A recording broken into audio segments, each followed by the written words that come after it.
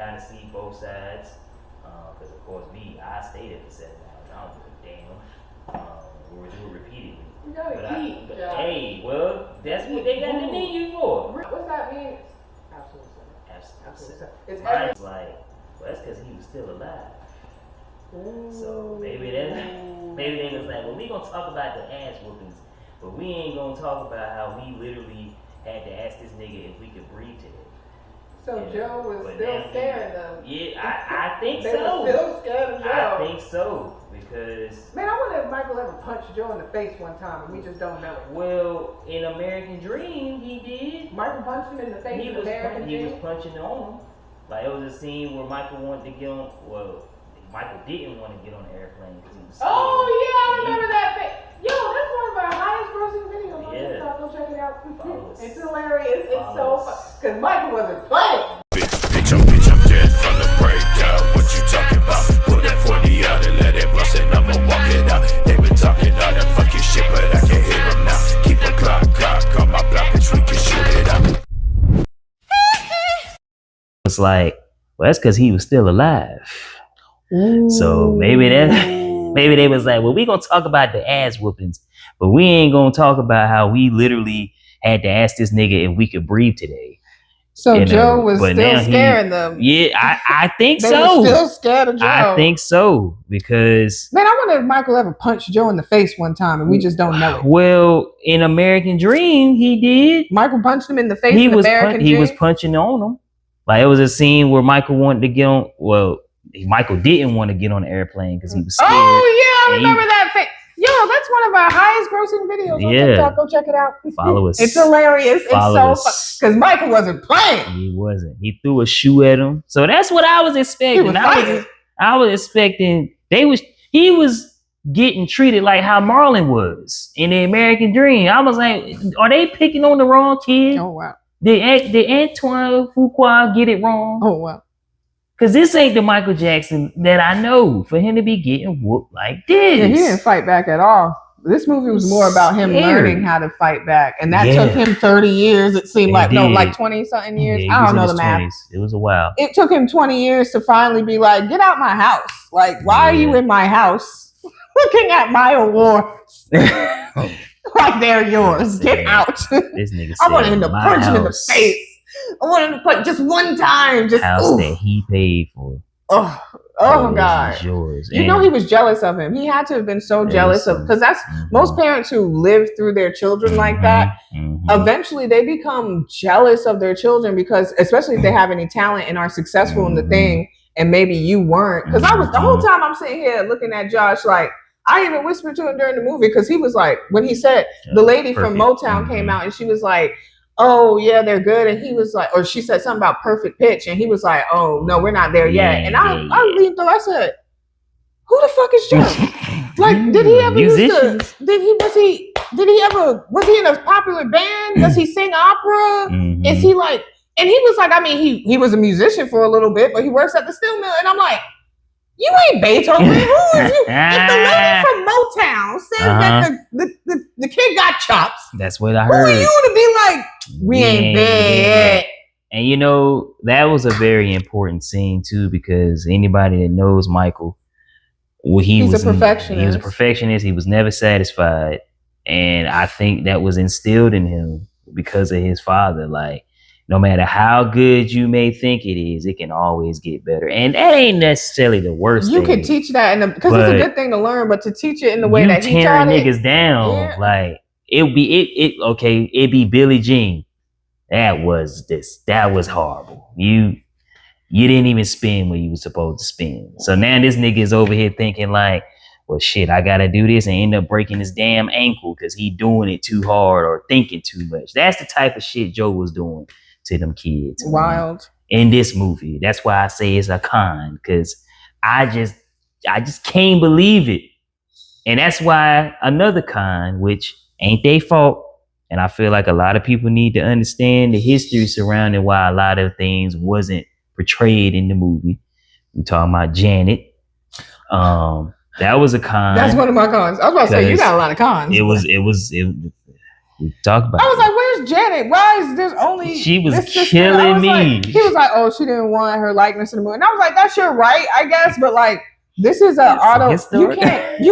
You participated in the life of the story. Yes. You can't take yourself out of history. Well, that's what she did. Because you don't want your...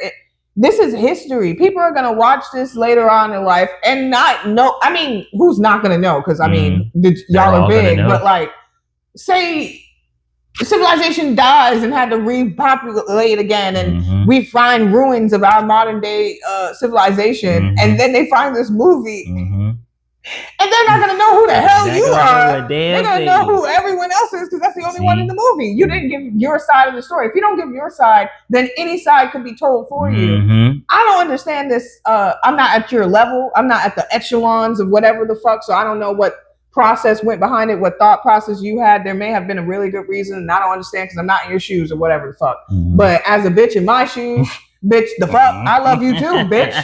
Janet, we love you too, bitch. I wanted to see you, baby. And that's the bitch who look exactly like you are. I don't see how y'all like not twins, but it's close. Michael even made a joke about that. He was like, they used to say we were the same person. Well, we are at the same time. And y'all not even close in age. She's younger than him by a couple of years, and y'all came out the same. Like the same. And I didn't see you in the movie. The other sister barely had lines. It was, and they did touch on, because that's how it was. Him and LaToya were really close at certain points until the wheels fell off. Can't wait for that. So, I mean, I don't know. I was like, what did LaToya do? She's an executive producer too, so she might have her ass up in there telling stuff. But yeah, and I guess my way of justifying it, I was like, well, Janet was young in that time period, so I guess she wouldn't have been as prevalent. But like she said, I mean, civilization goes down the drain. This movie is the only thing that's going to tell you. Nobody's going to ever know you existed. And I feel like, and we're going to get back into the reasons why other things. I feel like her reasoning for not wanting to be in the movie was possibly because she didn't want to relive it. The trauma surrounding it, because Joe was really hard on her too, obviously, because she was a solo artist and he was her manager like he was the boys. And that's part of her, it's funny now to think about it, they kind of both had like a freedom moment in the same year. Because he dropped his Bad Tour in 88. She put out her Control album in 88. And that was pretty much like a combatants against Joe. Like, I'm taking control over my career and my life, and that album went diamond. So when she was working with Joe, the shit went cardboard. So, and so, it was time for her to do the damn tour then, Joe. Sorry. I don't know when that's going to stop. Cardboard as well. Oh man, okay. So oh shit. So yeah, that was another con. Diana Ross wasn't involved. But the crazy thing is she was supposed to be, but towards the end of editing, she decided that she wanted her stuff taken out. Rumor has it, I guess she saw the scenes that she was gonna be in, and she wasn't being portrayed in the best light. Some would say she was grooming in the scenes. I don't know. We never will know because we won't see it. But somebody leaked that. Yeah, I need to know, and that was also a rumor for years that, her and Michael's relationship was inappropriate, because she was much older. But it's almost similar to how they was talking about how Diddy was with people and how Bieber experienced stuff. Allegedly, we don't know nothing. It's just Hollywood. All of this is alleged, including Diana Ross. But this is what has been going on for years. Yeah, you gotta be careful. And I don't know who decided to kind of put that on screen, but she decided she didn't want to be involved anymore. Then I heard recently that she regretted it. I don't know how true that is. It's a shame because her songs would have banged. Yeah, she was. I feel like that could have been 20 minutes itself of her just being in the film, because she was, although she wasn't the one who discovered the Jacksons. We find out, that's Gladys Knight, but she was the one that helped put them out there on a mainstream level. by attaching her name because she was the biggest female artist at that time. So that was another thing. Randy wasn't in it, you know. Didn't even notice. And that's probably what he said to himself. Nobody's even going to realize, you know, but he wasn't in it. He keeps getting ignored. He was another one. I feel like he was kind of like with Janet. He probably just didn't want to relive it. I don't know if it's a personal thing. Like they don't want the estate to make money off of them. I don't know if it's still like a stronghold. Like even though Joe's not here anymore, they still don't want to be. I don't know. But they decided not to be in it. And fun fact, because Randy decided not to be a part of it, the song that Michael was singing working day and night when he was telling Joe to kiss my ass was not the song he actually was singing in real life. In real life, he was singing Shake Your Body Down to the Ground. Why did they change it? Because Randy co-wrote it and he didn't give him rights to use it. So they changed. Oh, wow. That was a creative liberty type thing. But it worked because that's what the hell Joe had him doing, working day and night. So the symbolism. Got me the symbolism. Dang it, I don't understand. It was like poetry. It rhymed. So they was probably like, well, fuck you, Randy. Looked him we right don't in the need face. you. He got songs that works perfectly for this scene. Songs. So those were some cons, but I feel like that's stuff that people, you know, they didn't do their research, so they went in expecting things. Like I kept hearing people not knowing that it was gonna be a sequel, and that was me. I'm like, and I didn't know you didn't know. No, I didn't know nothing. I was like, what? I was sitting there like, it's 1988, and we've been in here for 2 hours. Well, see, that's what niggas wanted, and I think that's another con. People didn't like how the story was told, and they didn't like the pacing, because it was going by too fast. Okay. And they also felt like there wasn't enough details about stuff. And you get mixed reviews with that. Some people agree. Some people was like, damn, y'all want to be in the movie theater for 5 hours? Like, it ain't happening. You know what I'm saying? No. Intermissions would be nice. Right. So you get mixed reviews. I can kind of see both sides. Because, of course, I stay there for 7 hours. I don't give a damn. We'll do it repeatedly. We gotta eat. Hey, well, that's what they got the menu for. Real food, John. You know, we good. What else we doing? We make it a work shift. You know, but I can also understand. And then because they had to do so many reshoots due to again legal matters. Some of the scenes that were shot for now part 2. I don't know if it was originally the plan for it to be part 2. But because, you know, the allegations that he had, there was NDAs signed that they couldn't use the names of the accusers. Okay. You think they're going to touch on that? The sons of bitches. So they probably gonna, I said it. They're probably going to, and it's funny you said touch, but they're probably going to shine light on the situation, but not speak on anybody's name.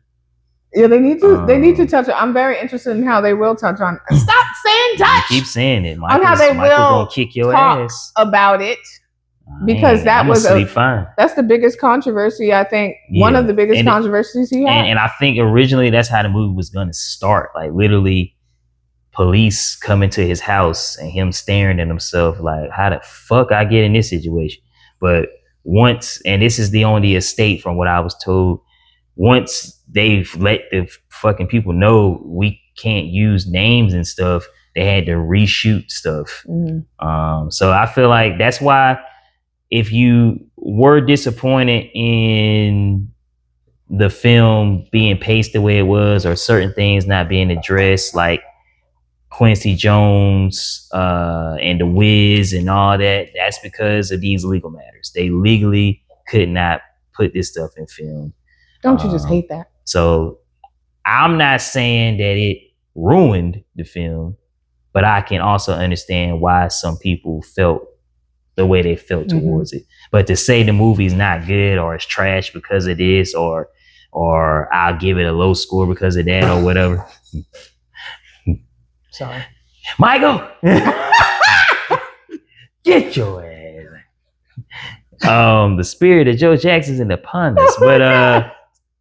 But yeah, to sit there and down it, like the critics that was on Rotten Tomatoes, where they They were no tripping. dick, dry ass pussy having ass They were tripping. bitches.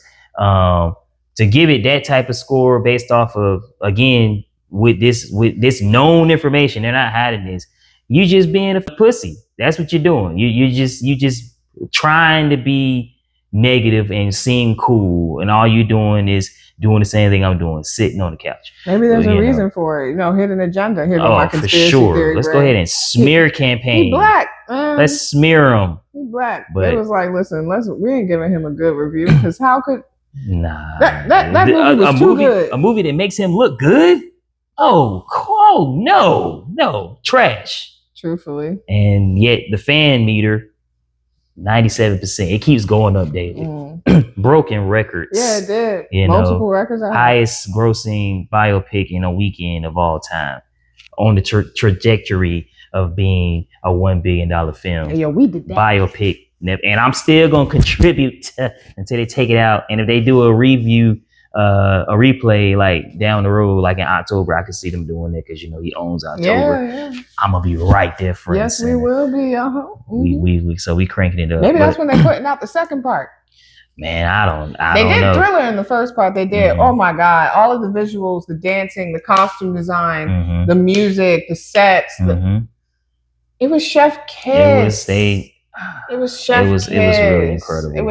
It's everything you want. What's that meme? It's Absolute Cinema. Absolute Cinema. It's Mind you, he's worked with him, by the way. What? He's actually worked with him. Oh, wow. Of course. Because Michael has worked with freaking everybody. He worked with that director. It's everything you want a movie to be. It's everything you want to sit down in a movie theater and have pop and experience. And he was always an experience. Woo. No one can be Michael. No one's... Stop comparing him to people. I'm sick and tired of y'all. Listen, there will never be another Michael.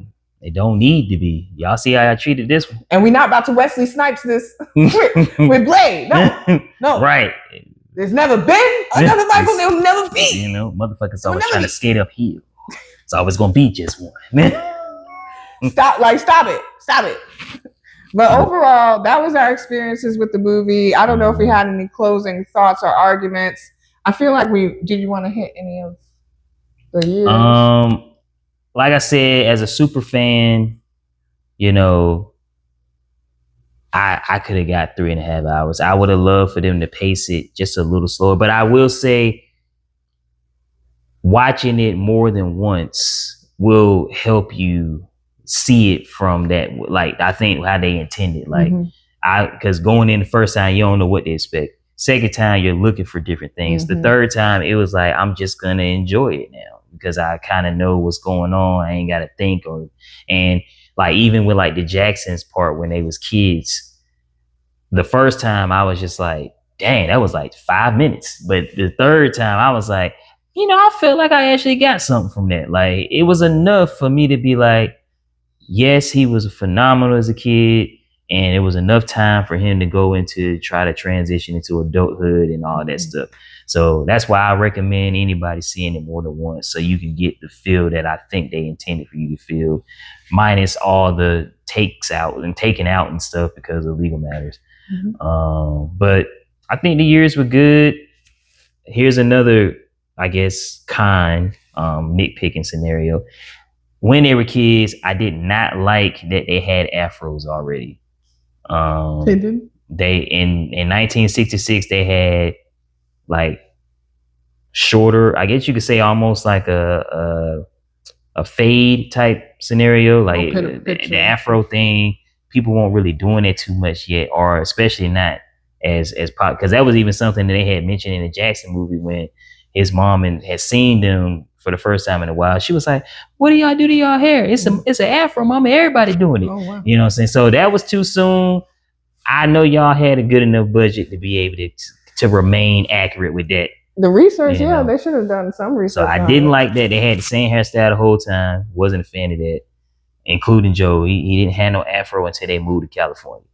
Joe was killing that Jerry curl though. Yeah, that was accurate. Now they definitely put some good money in them Jerry curls. It was wet.